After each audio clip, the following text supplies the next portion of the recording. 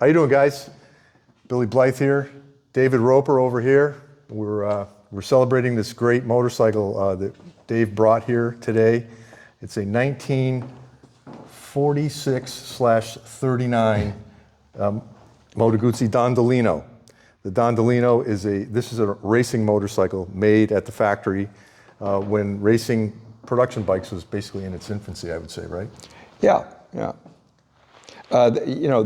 The factory had their own works racer, but this was a customer, a production racer, and I think they made on the order of 70 some odd of these or something like that. So it's very rare. It was rare to begin with. And I bought it as a 1946 Dondolino. After I had it for a while, I was in contact with a guy in Italy who is very much involved with those, and he ran the engine numbers through the factory, and he told me it was actually built in 1939 as a Condor, which was a previous model, and apparently it was uprated to Dondolino specifications after the war, and which involved bigger brakes, a bigger carburetor, different camshafts, but basically the chassis is the same, and so the chassis goes back to 39.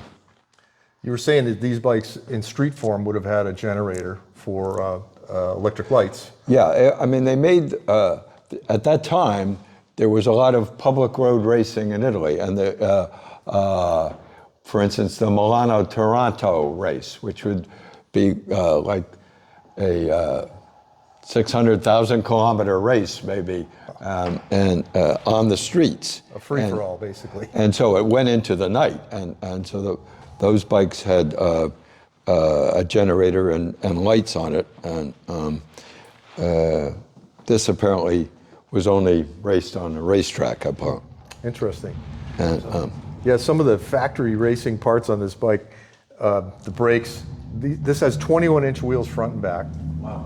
And friction damper suspension, which really blows my mind. I really am fascinated. Let me give you a little tip. Yeah. Hydraulic suspension is just a fad. It's never going to catch on. Friction is the answer. Friction is the answer, right? Well, where's the spring for that rear suspension, Dave? It's under the motor. Where else would you put it? Oh, right. Yeah, of course.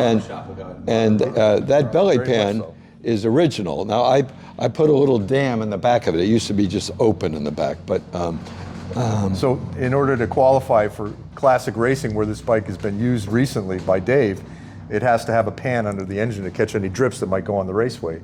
Well, Dave just took the original pan that was under there anyways and welded a dam on the back of it so that oil, anything drips out, stays in the pan. Genius. And on this side over here is this giant racing carburetor and the salami slicer flywheel, which really, it's an exposed flywheel. If you want to trim your nails, you can do that while you're riding.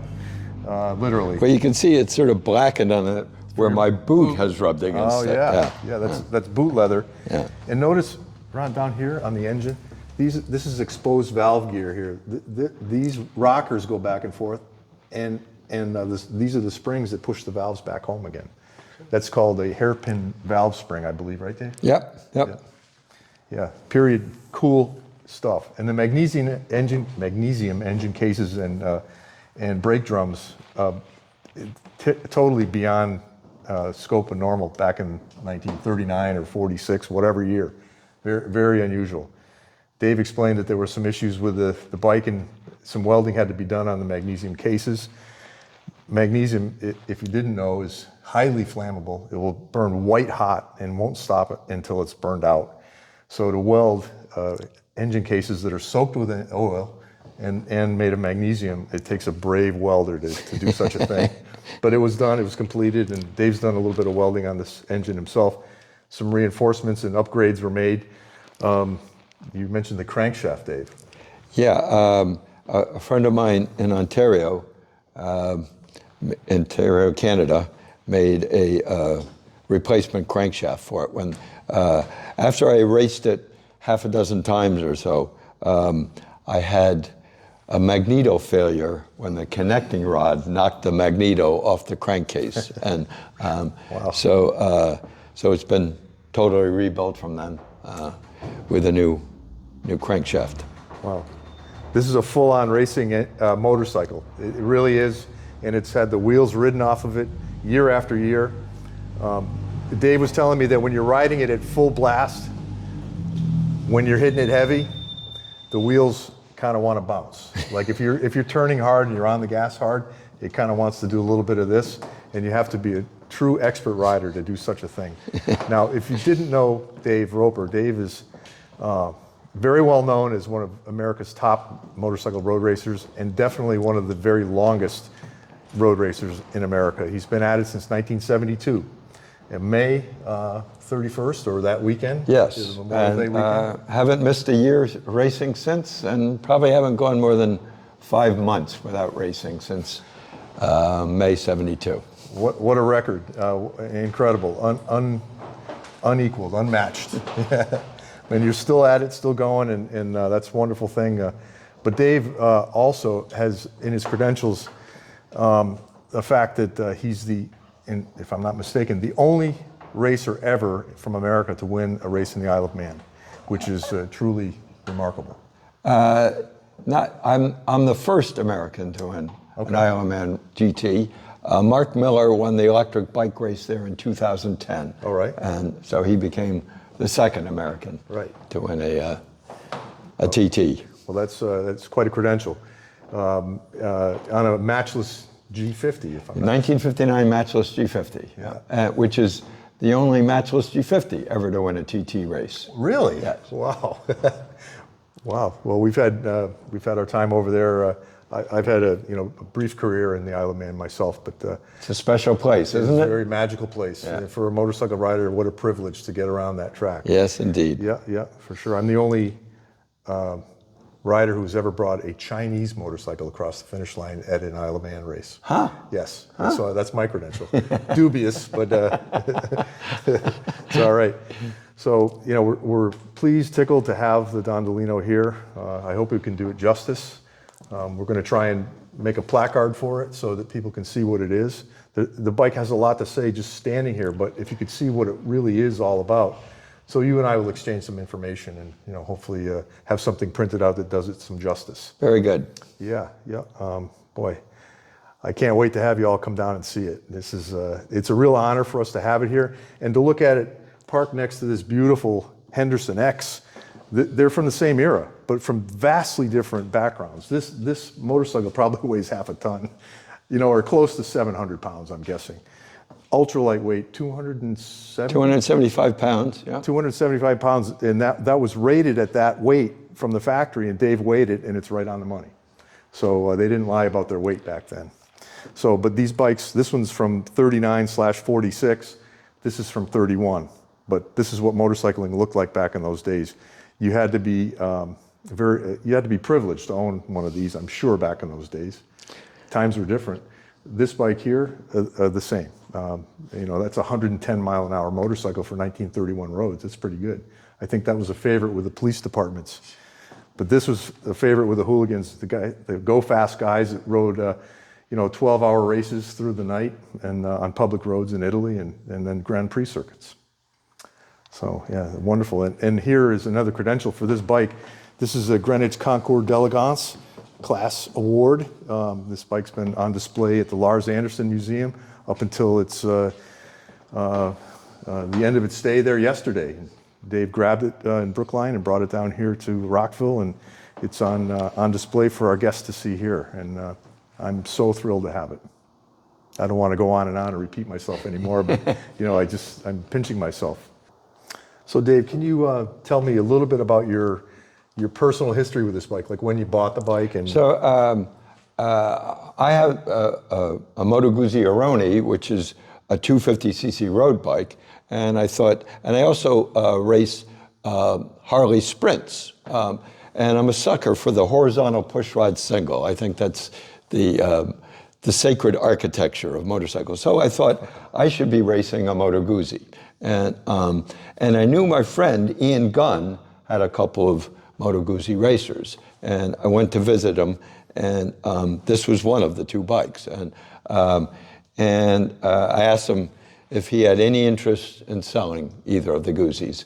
And he very matter-of-factly said, "No, talk to my daughter when I'm dead." and which I thought was going to be a long wait, but I didn't realize he had had some colon cancer. And anyway, so that's what I ended up doing. I talked to his daughter after he died and bought it from the estate. And he had got it in an auction in Los Angeles, where it was put in the auction by a wealthy Japanese collector who had been wealthy. But when the real estate market collapsed in Japan, he offloaded a bunch of bikes. So, I'm unclear of the history between Italy and Japan. But a friend came up with an Italian magazine article with a picture of this bike and the guy who restored it. You see the Libero Galenti. Apparently he was the guy who modified it from Condor to Dondolino specs after the war. Interesting. How many times do you think you raced this bike, Dave? I probably raced it at least a dozen, maybe 20 times. Wow. And various circuits? Yeah, I've raced it, let's see, I've raced it at Loudon, New Hampshire, and I did the hill climb there at Laconia, and in fact... what year did you do the hill climb? Because I filmed the last 2 years. This was probably 3 years ago, and it was the second fastest bike. The only bike that beat it up the hill was an H2 Kawasaki. And so you would have been 74 years old when you got second place at the hill climb. Yeah, I think so. That's impressive, very impressive. And you bought this when you were 65, 12 years ago, right? Yeah. I think it sheds light on a lot of people think, that you can't have as much fun when you get older. I'm going to be 60 in the spring, and you guys are living proof. Billy's, how old are you, Billy? 67? Yeah. Billy won the Netra Trials Championship last year. Off the couch, started training all winter long, got ready, and went out and won every round. Dave's out there kicking ass at 76 years old. What's stopping you? That's right. You got to get off the couch, man, and do it, man, because it's the passion for this kind of thing that's keeping you guys young. Indeed. See, some people are retired, they have no love or passion in their life, and they wither away to nothing. And it doesn't have to be like that, man. I'm going to do this so that I'll be involved with motorcycles till the day I die. And it's an inspiration. You're only 16 years older than me, but you're still out there racing, still out there riding, bringing your bikes to be displayed in different museums, and it's an inspiration for me and everybody else out there watching. Ken, when Dave comes to the starting line, he's not thinking about finishing second or second to the last. He's thinking about winning, still to this day. And he's a force to be reckoned with anytime he's on the track. It's just like the first time we rode together, you weren't aware of it, but it was at Loudon in 1984. It was a rainy morning, 8 o'clock, first practice of the day. We lined up together to go out for the first go round of practice, just the two of us. Dave was on his matchless, the one we just spoke of, I think. And I was on my RZ 350 Yamaha. And we went through turn 1, turn 2, and turn 3. And Dave's line was way over here and way over there. And I go, I've been doing something wrong here. So I learned something in that first lap. By the second half of that first lap, Dave on his 1959 matchless was so far gone I couldn't see him anymore. He was that fast on wet pavement in an 8 o'clock a.m. practice. Just a remarkable experience. Wow. But I was never so fast on the track after I followed you around because of that line through turn 2 and 3. I was on the wrong side of the track. I was doing it all wrong.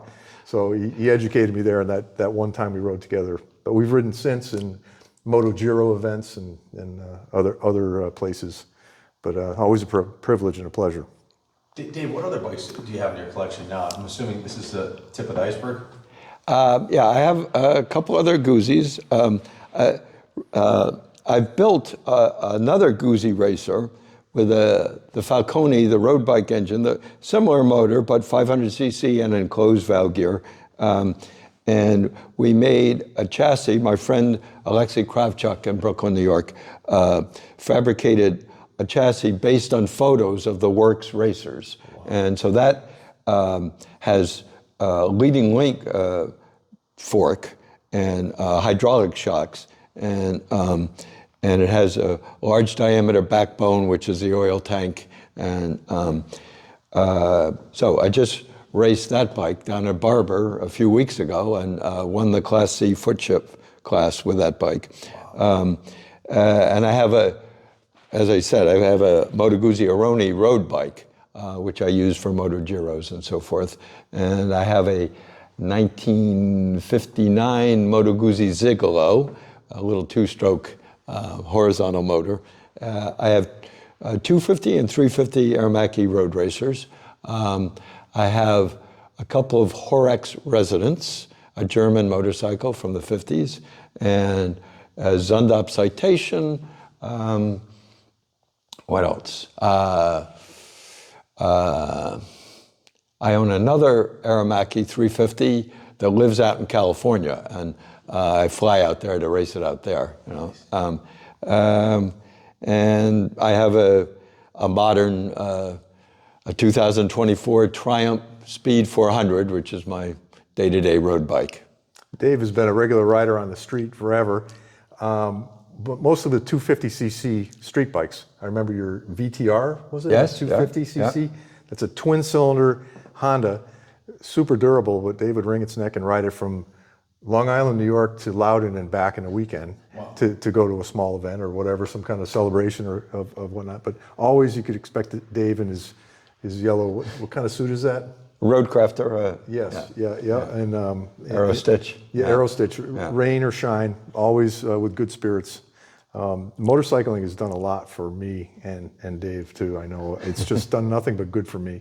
You know, I've had my share of trials and tribulations, but I'm always looking forward to my next day on this planet, and largely because of motorcycles and things like this. If it's not ice on the ground, you ride a motorcycle to and from work at 67 years old, year round basically, and he rides it in the winter. Everybody else is, you know, parking their bikes. He brings his trial bike, and instead of eating lunch and getting fat, he goes out there and comes in sweaty 30 minutes later from riding all the hills behind here. That's how he won the championship last year. You know, so there's success leaves clues, man. You want to have fun for the rest of your life? Get involved in motorcycle racing, you know, of any sort, whether it's trials or road racing or drag racing. It's just a great group of people that are, you can go to any event in the world by yourself and you won't be alone. You're gonna be surrounded by like-minded, even if they don't speak the same language, you can still hang out with them, and it's awesome. It's a common bond, and I always say Yale or jail. It don't matter where you come from. Yeah, that's a fact. We're all related in some way. Yale or jail. A spectacular motorcycle with quite a pedigree of racing. Not many motorcycles left in the world that have raced as for this. How many decades is Decades. Yeah. Decades. It's almost 100 years, right? I mean, in 2039 it'll be 100 years of racing, right? Yeah. That's 85 years. That's in 14 years. Yeah. 85 years. Yeah. And it still looks. That's a testimony to the craftsmanship for sure. I'm sure you had to rebuild a lot of stuff, but the fact that the frame and everything is still looks tight as a tiger, it's incredible. Yep. Well, Dave, thank you for coming down, for bringing the bike. No problem. We appreciate you. Yeah. And we're going to give it a good home, although it's temporary. We welcome anyone to come down and have a look-see at it in person. It always looks different in person than it does on film, but this bike is just a work of art and a piece of history that we're privileged to have here. Thank you. The museum's open Saturday and Sunday, 10 to 3:30, so come check it out. Thanks for watching, and as always, God bless America.